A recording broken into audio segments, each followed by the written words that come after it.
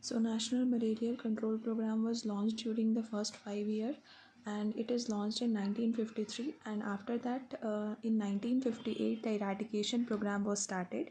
You can learn this by like this, like 19 malaria M, turn it on 1953, and after that just round it 1958.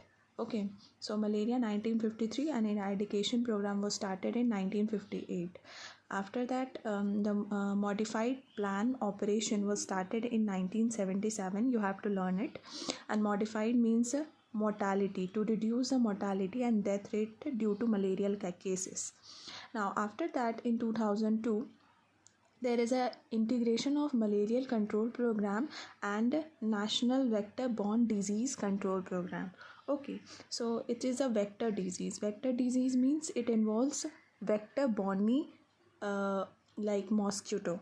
Okay, so this program, the main activities of this program is basically if any of the program has been started, first the policies and guidelines comes out.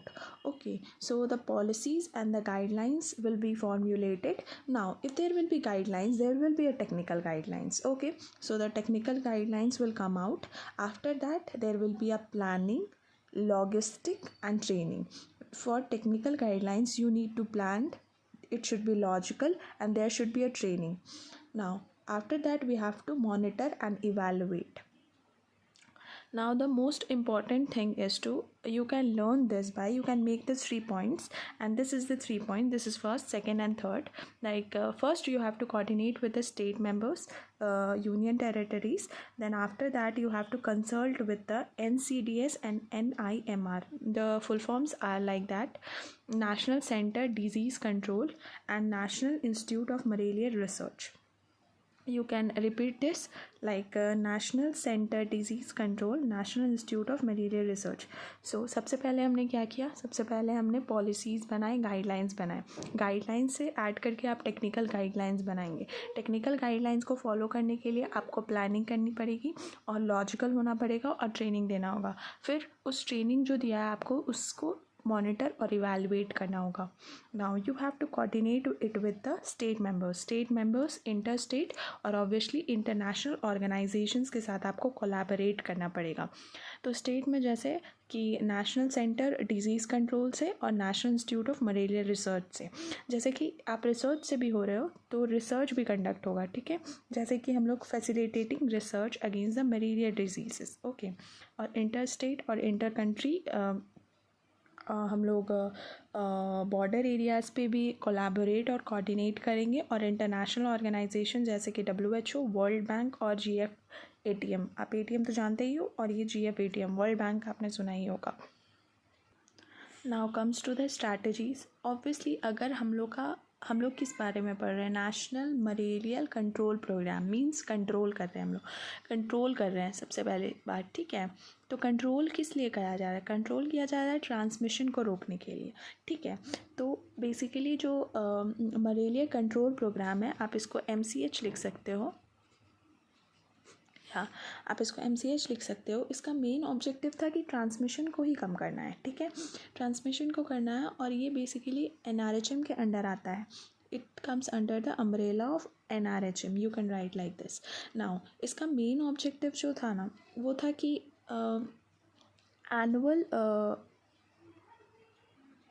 Annual parasite index को कम करना. ठीक है, कितना कम करना, 1000 population में एक कम करना.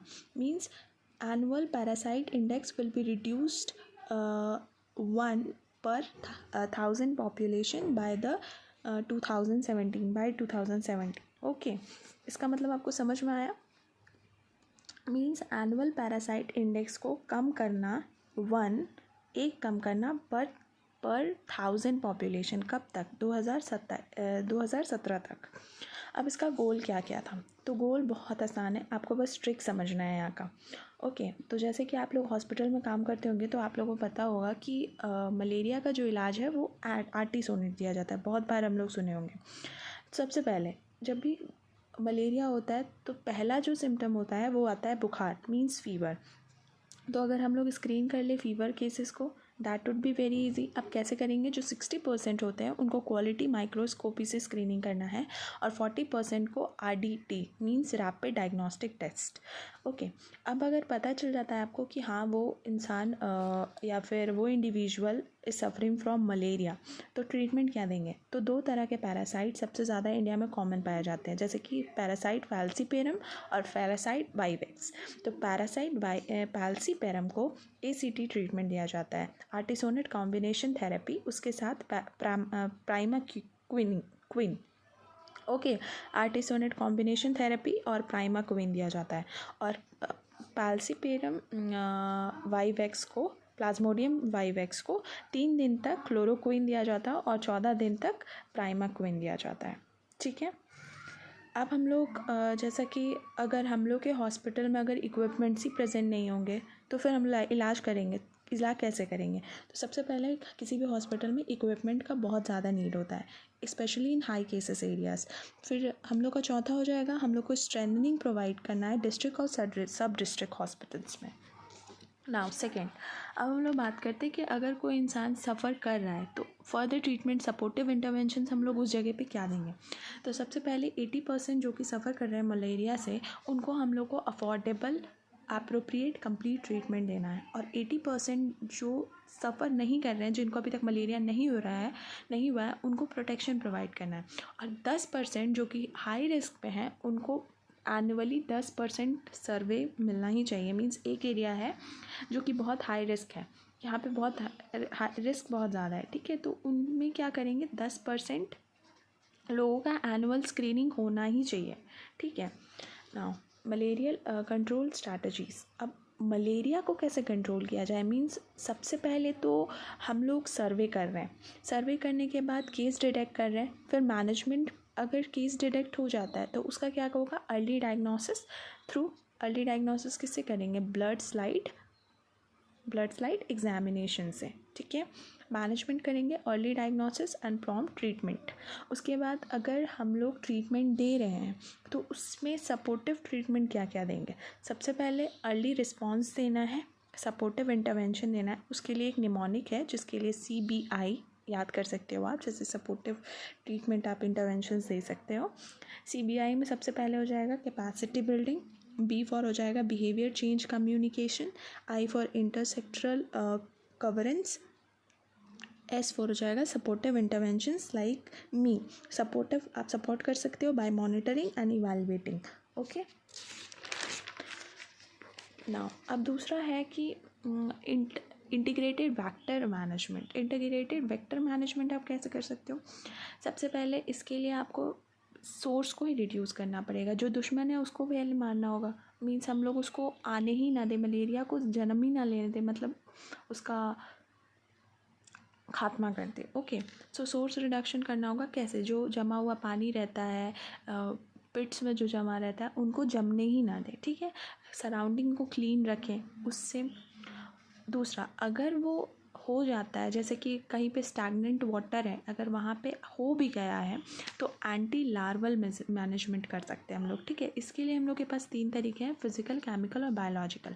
Physical में हम लोग MLO यूज़ करते हैं, जो कि मॉस्किटो लार्विसाइडल ऑयल होता है। केमिकल में DDT यूज़ करेंगे। और बायोलॉजिकल में एक फ़िश होता है जिसको गैम्ब्यूशा कहते हैं। ठीक है, नाउ कम्स टू द, अब वो एडल्ट हो गए हैं, अब एडल्ट का कैसे मेजर्स यूज़ कर सकते हैं, मतलब प्रिवेंटिव मेजर्स? तो इसके लिए हम लोग रेसिडुअल स्प्रेइंग यूज़ करते हैं और स्पेस एप्लीकेशन यूज़ करते हैं।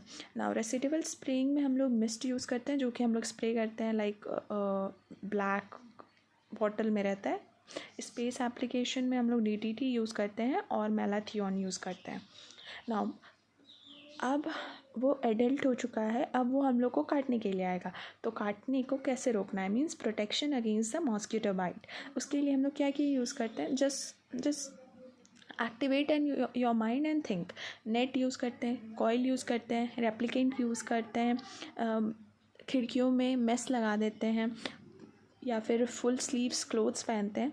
this in this ways we will protect ourselves against the mosquito bite. Okay, फिर हम लोग हेल्थ एजुकेशन देना है. हेल्थ एजुकेशन में क्या बताना है कि कॉज कैसे है, प्रिवेंशन कैसे है, और ये सब बताना है कि सोर्स रिडक्शन कैसे कर सकते हैं, ड्रेनेज सिस्टम प्रॉपर कैसे होना चाहिए, हम लोग सराउंडिंग क्लीन कैसे कर सकते हैं. In this way we can give health education.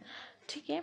Now अब डायग्नोसिस और ट्रीटमेंट, जैसे कि मैंने पहले भी आपको बताया था कि सबसे मोस्ट कॉमन होते हैं प्लाज्मोडियम फैल्सीपेरम और प्लाज्मोडियम वाइवेक्स.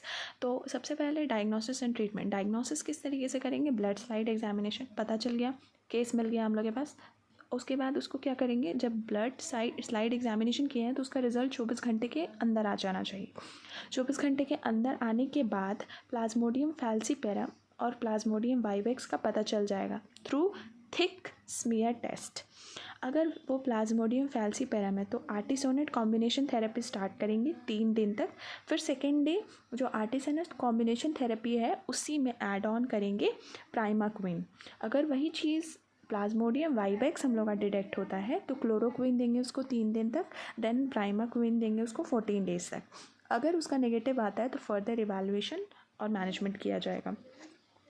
अब बेसिकली वी आर नर्स, सो हमें अपना रोल्स एंड रिस्पॉन्सिबिलिटीज़ पता चलना चाहिए. So this is the nurse and this is the patient who comes with the fever. Okay, so this is the patient, fever से आया है. सबसे पहले मॉनिटर करेंगे vital science, who will attend the primary health centres और any institutions. फिर fever है तो उसको प्रिजम्पटिव ट्रीटमेंट देंगे. मीन्स सबसे पहले क्या ट्रीटमेंट देना है, सिम्टोपैथिक ट्रीटमेंट देना है. और हाँ, ट्रीटमेंट दे रहे हैं तो पहला डोज जो है वो किसी के ऑब्जर्वेशन में देना है. और डोज दे रहे हैं मीन्स हम लोग को उसका कॉम्प्लिकेशंस भी ऑब्जर्व करना होगा. We should observe the patient for vomiting, drowsiness. Okay, so अगर उसको ड्राउजीनेस हो रहा है तो उसको रेफ़र करेंगे और फॉलोअप के लिए उसके फैमिलीज़ को भी बोलेंगे. ठीक है.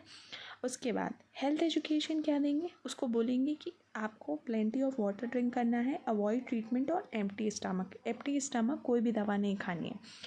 और एक चीज़ आप इसमें ऐड कर सकते हैं, जैसे कि किसी को oral treatment means oral treatment नहीं ले सकता है, उनको आईवी भी आप दे सकते हैं, IV treatment. Okay, so this is all about the National Malarial Control Program. I hope you like it. Thank you.